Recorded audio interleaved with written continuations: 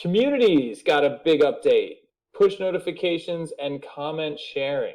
Continues to just rock. Yeah.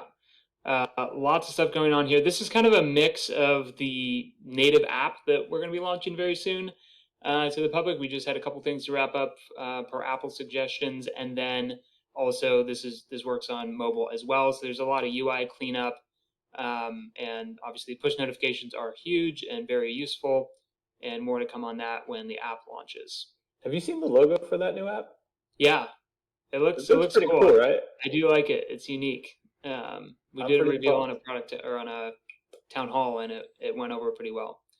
Yeah, I'm pretty psyched. Community app, I mean, it's awesome. And when the mobile app drops, it's going to be, I think, game over for sure. And this is a video that shows the interface for the mobile app, and just all the different kind of smooth UIs. Oh, there's the logo. Yeah. Yeah.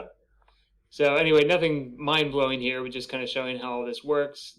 We had some feedback on some of this, so they're gonna continue to refine it, but they're getting very smooth and very, very fluid. So it's looking really, really good.